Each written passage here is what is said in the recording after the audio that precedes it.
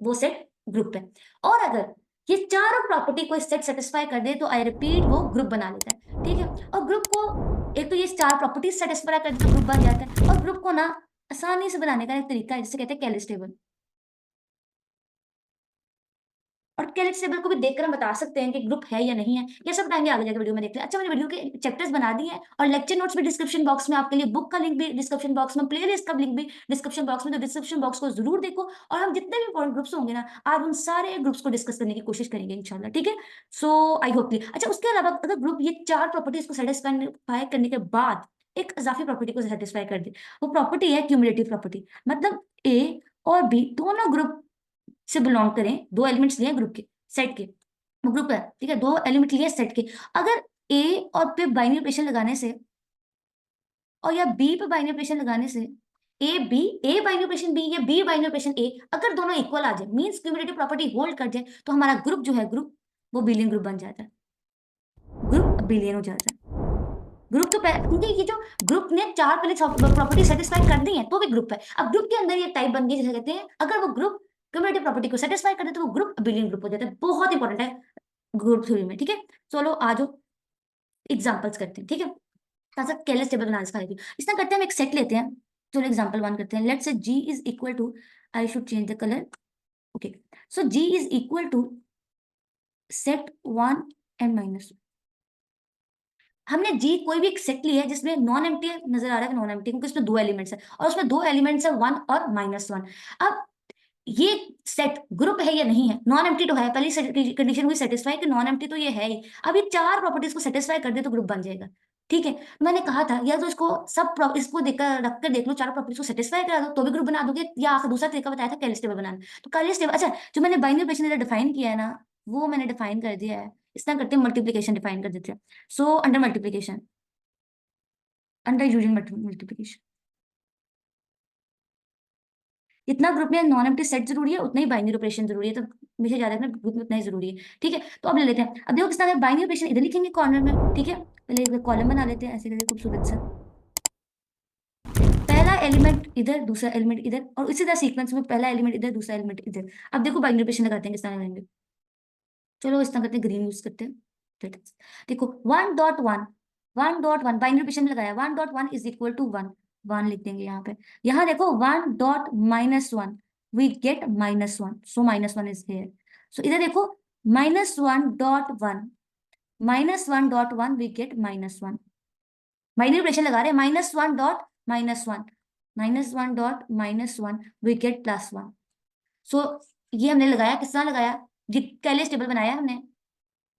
I hope किस तरह बनाया आपको समझ आ गई। ये टेबल को क्या कहते हैं, कैलिस टेबल, कैलिस टेबल, इस सेट का कैलिस टेबल है। अब देखो मैंने ग्रुप का कोई भी दो एलिमेंट, पहली प्रॉपर्टी क्या थी, क्लोजर प्रॉपर्टी, तो देखते क्लोजर प्रॉपर्टी होल्ड की है कि नहीं, क्लोजर प्रॉपर्टी। अब मैंने कहा ग्रुप में कोई भी दो एलिमेंट उठा लो, ग्रुप में है ही दो एलिमेंट तो इन्हीं को उठा लेते हैं, इसका मतलब 1 एंड -1 बिलोंग करे हमारे जी से। अब इन दोनों के ऊपर बाइनरी ऑपरेशन लगाया जो कि हमारे पास मल्टीप्लीकेशन का है, और हमारे पास आंसर आया -1, और -1 हमारे इस ग्रुप से बिलोंग कर रहा है, जो कि बिलोंग कर रहा है माइनस जी से, तो इट मीन्स क्लोजर प्रॉपर्टी हुई सेटिस्फाई, ओके। अब बात दूसरी प्रॉपर्टी थी एसोसिएटिव। अब मैंने पहले आपको कैलिस्टेबल बनाया, अब दूसरे अब मैं आपको चारों के चारों एग्जाम्पल प्रूफ करके दिखाऊंगी, दोनों तरीके से साबित करूंगी ग्रुप है ये, ठीक है, दोनों तरीकों से इंशाल्लाह, ओके। सो तीन एलिमेंट ग्रुप के है ही दो एलिमेंट, तो तीन तो बनने से ही रही, तो it means associative property is satisfy, ठीक है, क्योंकि इसके हैं ही दो एलिमेंट, तीसरा तो बनने नहीं रहा, ठीक है। तो ये देखो 1 मल्टीप्लाई -1 करो या फिर -1 मल्टीप्लाई 1 करो, तो एसोसिएटिव प्रॉपर्टी वैसे ही होल्ड कर गई, क्योंकि ग्रुप ही एसोसिएटिव नहीं हो सकता बिकॉज में दो ही एलिमेंट्स है।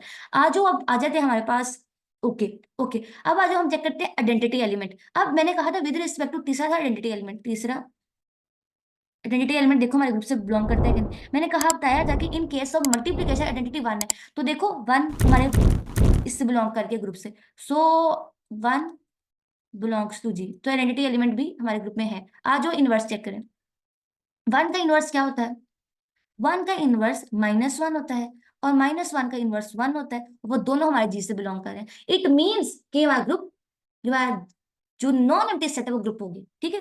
अब कैलिस टेबल से कैसे चेक करना है, अब गौर से देखो कैलिस टेबल कैसे चेक करना है।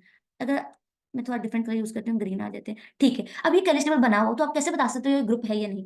तो पहली चीज है कि एसोसिएट क्लोजर प्रॉपर्टी होल्ड कर रही है, बिकॉज ये देखो 1.1 मिल रहा है 1 और जो कि हमारे ग्रुप से बिलोंग कर रहा है, तो क्लोजर प्रॉपर्टी अगर टेबल बन जाए, अगर टेबल बन जाए तो समझ लो क्लोजर प्रॉपर्टी होल्ड कर गई। पहले बात सुनते जाओ, कैलिस टेबल से किसना चेक करना है। अगर टेबल बन जाए क्लोजर प्रॉपर्टी हुई सेटिस्फाई। दूसरी चीज है एसोसिएटिव प्रॉपर्टी किसना चेक करनी है। एसोसिएटिव प्रॉपर्टी टेबल को कैसे चेक करनी है कि एक ये बात याद रखना, ये हमारे पास ऊपर से नीचे कॉलम 1 है, ये कॉलम 2 है,